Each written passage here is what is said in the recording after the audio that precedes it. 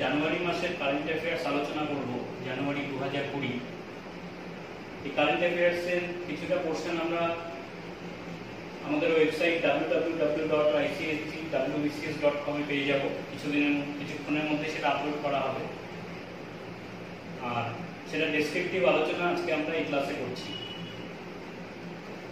জানুয়ারি মাসের শুরুতে ইসরো কয়েকটি ঘোষণা করেছে। তার মধ্যে উল্লেখযোগ্য হলো যে ইসরো এবার চন্দ্রয়ান-3 প্ল্যান করছে। চন্দ্রয়ান-2 যেহেতু ফেল করেছে লাস্ট মুহূর্তে গিয়ে, চন্দ্রয়ান-3 খুব তাড়াতাড়ি লঞ্চ করা হবে, 2021-এর মধ্যে চেষ্টা করা হচ্ছে। এটা ছাড়া ইসরোর আরেকটি বড় প্রজেক্ট হচ্ছে, আমরা যেটা জানি, গগনায়ন। এটা 2018 সালে ঘোষণা করা হয়েছিল এবং 2022 সালে এটাকে এক্সিকিউট করা হবে। গগনায়ন মিশন হচ্ছে ভারতের হিউম্যান স্পেস মিশন, মানে মানুষকে স্পেসে পাঠাবে ভারতবর্ষ। এই গগনায়ন মিশনের বাজেট হচ্ছে 10,000 কোটি টাকা। এটা রিলেটেড যে ঘটনাটা ইম্পর্টেন্ট সেটা হচ্ছে 4 জন ভারতীয় নভোশ্চরকে রাশিয়ায় পাঠানো হয়েছে ট্রেনিং এর জন্য। গগনায়ন রিলেটেড আরেকটি নিউজ হচ্ছে ভিওম মিত্র বলে একটি রোবট তৈরি করেছে ইসরো, যে এই গগনায়ন মিশনে সিমুলেশনে হেল্প করবে। অ্যাকচুয়াল মিশন 2022-এর আগে ভিওম মিত্র রোবটটিকে স্পেসে পাঠানো হবে। এই ভিওম মিত্র রোবটটির মাধ্যমে স্পেসে যে একটা জিরো গ্র্যাভিটি অ্যাটমসফিয়ার থাকে সেখানে মানুষ কিভাবে অ্যাডজাস্ট করবে তার এক্সপেরিমেন্ট চলবে। ভিওম মিত্র একটি রোবট যেটা ইসরো ডিজাইন করেছে, যেটা নিয়ে আমরা এর আগে আমাদের ইউটিউব ভিডিওতে প্রশ্ন রেখেছিলাম। ভিওম মিত্রর শুধু বডির ওপর পোর্শনটা দেখা যায়, একটা মহিলার ফেস দেওয়া হয়েছে। ভিওম মিত্রর কাজ হবে অ্যাটমসফিয়ারিক চেঞ্জের সাথে সাথে এয়ার কন্ডিশনিং কে কন্ট্রোল করা। এই এক্সপেরিমেন্টটা ইসরো করতে চলেছে। এগুলো ছাড়া ইসরো রিলেটেড আরো কয়েকটি নিউজ জানুয়ারি মাসের ইম্পর্টেন্ট। সেগুলো হচ্ছে ইসরো জানুয়ারি মাসে GSAT-30 লঞ্চ করেছে। এই GSAT-30 হচ্ছে একটি কমিউনিকেশন স্যাটেলাইট, যেটা গায়ানা স্পেস সেন্টার থেকে লঞ্চ করা হয়েছে বিদেশ থেকে। এটা আমাদের পূর্ববর্তী কমিউনিকেশন স্যাটেলাইট INSAT-4 কে রিপ্লেস করছে। মানে INSAT-4 যে কাজটি করত, এখন GSAT-30 সেই কাজটি করবে। এটা INSAT-4A কে রিপ্লেস করেছে। এই GSAT এর উৎক্ষেপণ বিদেশ থেকে হয়েছে এবং বিদেশ থেকে হওয়ার একটা কারণ হচ্ছে GSAT এর জন্য একটু ভারী লঞ্চ ভেহিকেলের প্রয়োজন ছিল, যেটা উচ্চ ক্ষমতাশীল।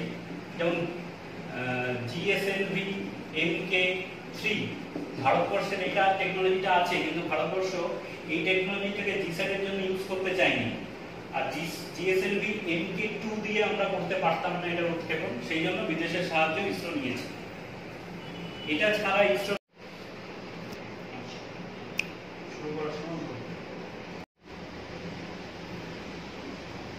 এছাড়া ইসরোর রিলেটেড আরেকটি নিউজ হচ্ছে তামিলনাড়ুর থুথুকুড়িতে ইসরো একটা জমি পেয়েছে তামিলনাড়ু গভর্নমেন্টের থেকে, যেখানে ইসরো লঞ্চ পোর্ট ডেভেলপ করবে। এছাড়া চাল্লাকেরে বলে চিত্রদুর্গ ডিস্ট্রিক্ট কর্ণাটকে ইসরো একটি অ্যাস্ট্রোনটদের ট্রেনিং ফ্যাসিলিটি তৈরি করছে নভোশ্চরদের। এই ছিল মোটামুটি জানুয়ারি মাসে ইসরো রিলেটেড নিউজ আমাদের। এই দুটো নিউজ হচ্ছে, থুথুকুড়িতে ইসরো লঞ্চ পোর্টের জন্য তামিলনাড়ু গভর্নমেন্টের থেকে জমি পেয়েছে, এবং চাল্লাকেরেতে অ্যাস্ট্রোনটদের ট্রেনিং ফ্যাসিলিটি তৈরি করার চেষ্টা করা হচ্ছে।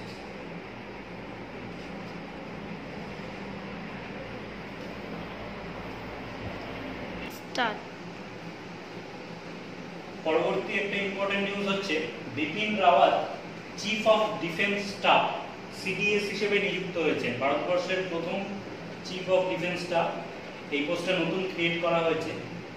এই পোস্টটার ফাংশন হবে যে ইনি military adviser to ministry of defence হিসেবে কাজ করবেন।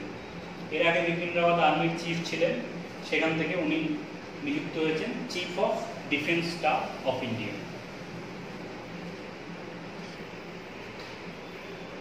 আয়ারল্যান্ডের প্রাইম মিনিস্টার লিও ভারাদকার, ইনি খুব কম বয়সে একজন প্রাইম মিনিস্টার, মাত্র 41 বছর বয়স। 2017 সালে নিযুক্ত হয়েছেন। ইনি নববর্ষের ছুটি ভারতে কাটিয়েছেন এবছর জানুয়ারি মাসে। এনার সম্পর্কিত যেটা গুরুত্বপূর্ণ তথ্য সেটা হচ্ছে, ইনি বাই অরিজিন ভারতীয়, এনার বাবা ভারতীয় ছিলেন, ভারতের সাথে এনার একটা কানেকশন আছে। এটা ছাড়া বাই প্রফেশন ইনি একজন ডক্টর, এবং রিসেন্ট যে কোভিড প্যান্ডেমিক চলছে এই সময় ইনি ডাক্তার হিসেবে নিজের সার্ভিস নিজের দেশকে দিয়েছেন, মানে ডাক্তারের হিসেবে তিনি সেবার কাজে নিযুক্ত হয়েছিলেন।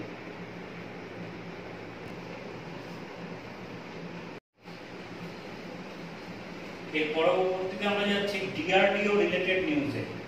ডিআরডিও মানে হচ্ছে defence research and development organisation. আমাদের দেশের মিলিটারি টেকনোলজিতে এরা কাজ করে, আর্মস ওয়েপন্স ডেভেলপ করে। ডিআরডিও ভারতবর্ষে 5টি শহরে DYSL, DRDO young scientist laboratories develop করছে। এই 5টা শহর হলো বেঙ্গালুরু, হায়দ্রাবাদ, কলকাতা, মুম্বাই আর চেন্নাই। এই ইয়াং সায়েন্টিস্ট ল্যাবরেটরিজগুলো আন্ডার 35 এজের যে সায়েন্টিস্টরা আছেন তাদের লিডারশিপে কাজ করবে, এবং তারা মিলিটারি টেকনোলজি ইনোভেশনের কাজ করবে। এই ডিওয়াইএসএল ভবিষ্যতে আমাদের দেশের ইনোভেশনের একটা বড় জায়গা হতে চলেছে। DRDO DYSL, young scientist laboratories. এরপরে আরো একটি science related current affairs. January মাসে ফার্স্ট উইকে প্রত্যেক বছর আমাদের দেশে ইন্ডিয়ান সায়েন্স কংগ্রেস অনুষ্ঠিত হয়। এবছর 107 সায়েন্স কংগ্রেস অনুষ্ঠিত হয়েছে ব্যাঙ্গালোরে। লাস্ট ইয়ার এটা জলন্ধরে অনুষ্ঠিত হয়েছিল। সায়েন্স কংগ্রেস একটি বহু পুরনো সংস্থা, বোঝাই যাচ্ছে 107তম অধিবেশন হলো এবছর বেঙ্গালুরু। এর পরবর্তীতে আমরা বলছি বাইদু। বাইদু হচ্ছে চাইনিজ ইন্টারনেট সার্চ ব্রাউজার।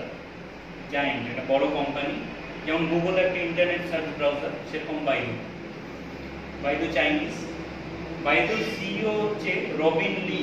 ইনি এবছর আইআইটি মাদ্রাসের টেক ফেস্টে এসেছিলেন গেস্ট হিসেবে, এবং ইনি একটা গুরুত্বপূর্ণ কথা বলেছেন, সেটা হচ্ছে আগামী দিনে মোবাইলের জায়গা নিতে চলেছে আর্টিফিশিয়াল ইন্টেলিজেন্স। ইনি আর্টিফিশিয়াল ইন্টেলিজেন্সের একজন বড় সাপোর্টার, এবং এনার ভিউ হচ্ছে যে ভবিষ্যতে হয়তো মোবাইলের পপুলারিটি কমে আমরা আর্টিফিশিয়াল ইন্টেলিজেন্সের যে ডিভাইসগুলো দেখতে পাচ্ছি তাদের ব্যবহার অনেকটা বেড়ে যাবে। ভারতবর্ষে কাজ করার জন্য ইনি খুব উৎসাহী, উনি উৎসাহ প্রকাশ করেছেন। তো এই খবরটি হচ্ছে বাইদু রিলেটেড। বাইদু একটি চাইনিজ ইন্টারনেট সার্চ ব্রাউজার। এর পরবর্তী কারেন্ট অ্যাফেয়ার্স হচ্ছে হিস্ট্রি রিলেটেড। বিবিকা মাকবারা একটি মৌসোলিয়াম, যেটা ঔরঙ্গজেব তৈরি করেছিলেন, স্মৃতিসৌধ। তার দিলরাজ বানু বেগম বলে একজন বেগম ছিলেন তার স্মৃতির উদ্দেশ্যে। এই বিবি কা মাকবারা হচ্ছে আমাদের তাজমহলের সাথে তার সিমিলারিটিস আছে, প্রায় অবিকল একই রকম দেখতে। এই বিবি কা মাকবারা এখন নিউজে আছে কারণ আমাদের archaeological survey of India ASI এটার কনজারভেশনের জন্য একটা বড় বাজেট অ্যালোকেট করেছে। তাজমহলের সাথে সিমিলারিটিস থাকার জন্য বিবি কা মাকবারাকে তাজ অফ দ্য ডেক্কান বলা হয়।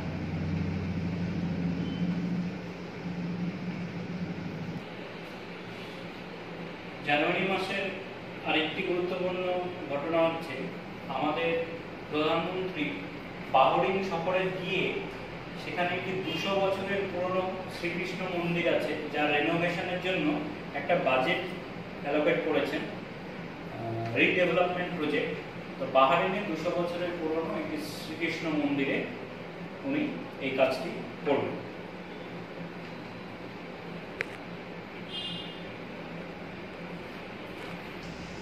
এরপরে যে খবরটির দিকে আমরা নজর দিচ্ছি সেটা হচ্ছে পিভি সিন্ধু ব্যাডমিন্টন প্লেয়ার, ইনি ওয়ার্ল্ড চ্যাম্পিয়নশিপ অফ ব্যাডমিন্টনে গোল্ড জিতেছেন জাপানে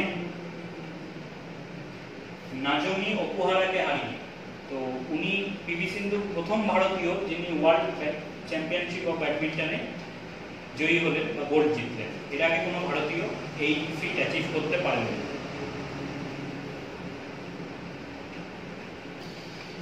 পরের যে খবরটি আমরা বলছি সেটা হচ্ছে গোল্ডেন গ্লোব অ্যাওয়ার্ড, এটা সিনেমার ক্ষেত্রে দেওয়া হয়। এই গোল্ডেন গ্লোব অ্যাওয়ার্ড এবছর জিতেছে 1917 নামে একটি সিনেমা, 1970। এটা যুদ্ধের উপর ভিত্তি করে তৈরি। তো এরা গোল্ডেন গ্লোব অ্যাওয়ার্ড জিতেছে। গোল্ডেন গ্লোব ঠিক অস্কারের আগেই দেওয়া হয় এবং সাধারণত অনেক ক্ষেত্রেই দেখা যায় যে সিনেমা গোল্ডেন গ্লোবের জন্য সেরা পুরস্কার পায় তারা অস্কারেও সেরা পুরস্কার পায়।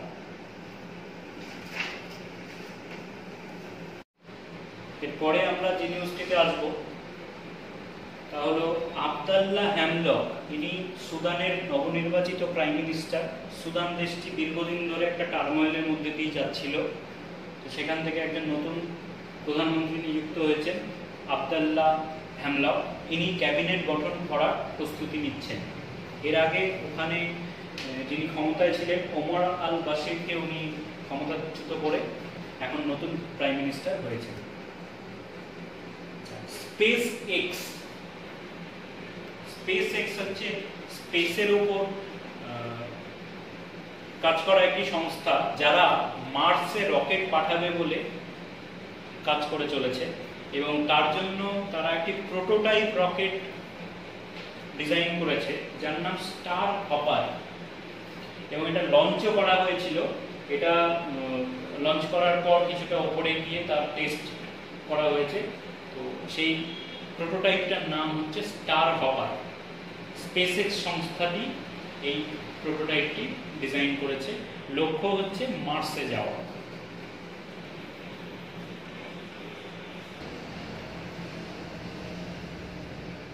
পরে আমরা যে খবরটিতে আসব সেটি হচ্ছে CITES convention on international trade in endangered species. তো এরা একটি সংরক্ষণ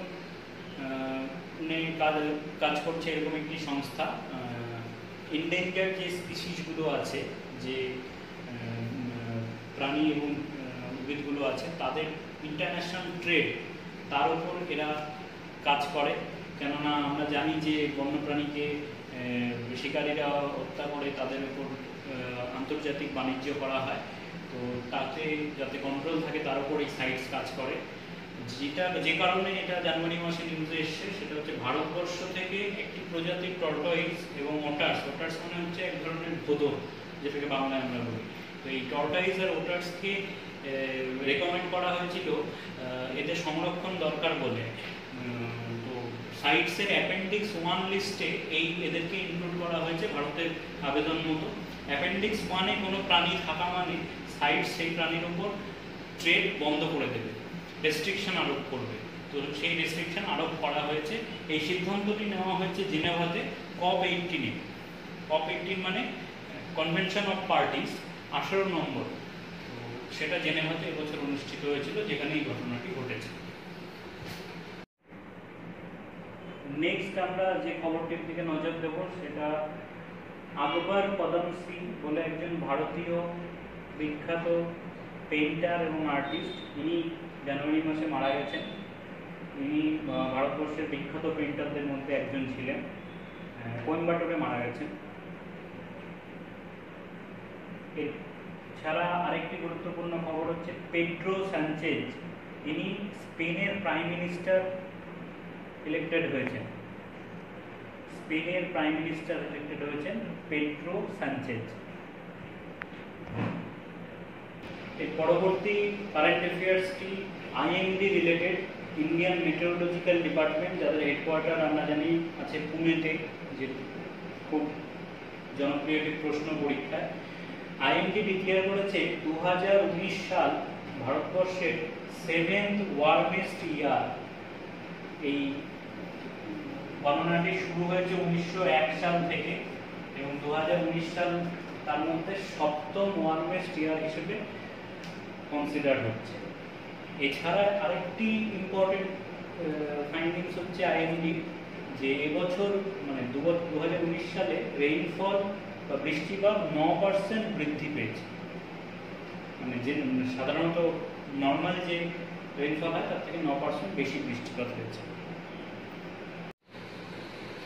এরপরে আমরা যে কারেন্ট অ্যাফেয়ার্সের দিকে নজর দেব তা হলো কাজিরাঙ্গা যে ওয়াইল্ড লাইফ রিজার্ভ আছে, সেখানে 96 ধরনের ডিফারেন্ট বার্ড স্পিসিস পাখি দেখা গেছে, ভিন্ন জাতির পাখি। এটা ভারতবর্ষের মধ্যে হাইয়েস্ট। ভারতবর্ষের মধ্যে যদি বলা হয় যে হাইয়েস্ট স্পিসিস অফ বার্ডস কোথায় পাওয়া যায়, সেটার উত্তর হবে কাজিরাঙ্গা। 2 নম্বর যে পয়েন্টটা সেটা হচ্ছে গোদাহারা রিজার্ভার বলে গঞ্জাম জেলা উড়িষ্যা একটি রিজার্ভার আছে। এখানে ক্রোকোডাইল রিজার্ভার হিসেবে কাজ করে। এখানে একটা অদ্ভুত জিনিস লক্ষ্য করা গেছে এনভায়রনমেন্টাল দিক থেকে, সেটা হচ্ছে এখানে মানুষ এবং ক্রোকোডাইলের পিসফুল কোএক্সিস্টেন্স। তার মানে দীর্ঘদিনের পরীক্ষার উপর পরে দেখা গেছে এখানে মানুষের সাথে ক্রোকোডাইল, হিউম্যান অ্যানিম্যাল যে কনফ্লিক্ট হয় সেটা খুব বেশি দেখা যায়, যেখানে ক্রোকোডাইল বা কুমিরের সংখ্যা বৃদ্ধি পায়। কিন্তু এই গোদাহারা রিজার্ভারে এই ঘটনাটি ঘটেনি, কারণ এখানে হিউম্যান অ্যানিম্যাল কনফ্লিক্টও কম, ক্রোকোডাইলের সংখ্যা বেড়েছে সময়ের সাথে সাথে। তো এটা একটা অন্য ধরনের ঘটনা, উল্লেখযোগ্য ঘটনা। ইউনাইটেড নেশনের একটি চাইল্ড মর্টালিটি নিয়ে রিপোর্ট বেরিয়েছে, যেখানে ভারতের রেজাল্ট খুব একটা ভালো হয়নি। আন্ডার 5 মর্টালিটি ভারতে খুব হাই, এবং অ্যালার্মিং বিষয় হচ্ছে সেটা মেয়েদের ক্ষেত্রে বেশি ছেলেদের থেকে। ন্যাচারালি দেখা যায় যে সাধারণত গার্ল চাইল্ডের সার্ভাইভাল রেট বয় চাইল্ডের থেকে বেশি, কিন্তু ভারতবর্ষে এই উল্টো ট্রেন্ডটা দেখা যাচ্ছে। হয়তো এটা আমরা আমাদের মানে ভারতবর্ষের গার্ল চাইল্ডের প্রতি লেস প্রেফারেন্স যেটা হয় তার জন্য এই ঘটনাটা ঘটছে। তো এটা খুব একটা ভালো ট্রেন্ড নয়।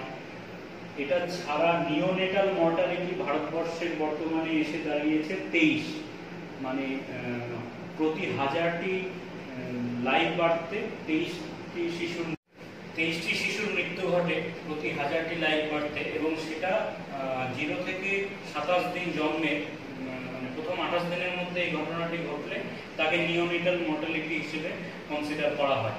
সেখানে ভারতবর্ষ সংখ্যা এটা 23। যে রাজ্যগুলোতে এটা খুব বেশি সেগুলো হলো উত্তরপ্রদেশ, বিহার, ঝাড়খণ্ড, এই রাজ্যগুলিতে। মধ্যপ্রদেশ, উড়িষ্যা।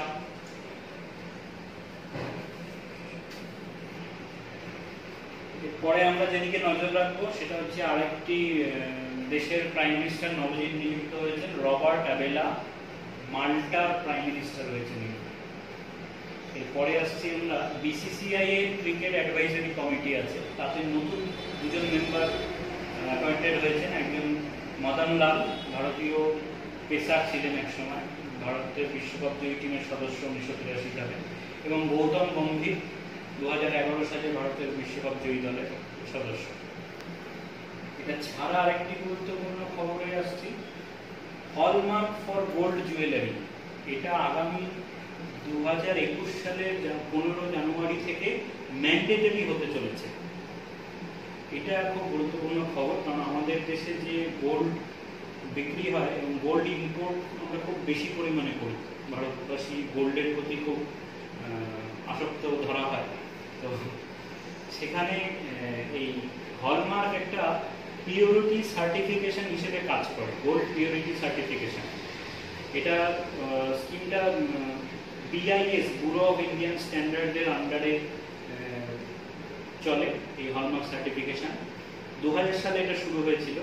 তো আমাদের দেশের লক্ষ্য নেওয়া হয়েছে আগামী 2021 সাল, 2020 নয়, 2021 সালের 15 জানুয়ারি থেকে নন হলমার্ক গোল্ড জুয়েলারির সেল বন্ধ করা হবে এবং সমস্ত গোল্ড জুয়েলারিতে ম্যান্ডেটরি হলমার্ক সার্টিফিকেশন থাকতে হবে।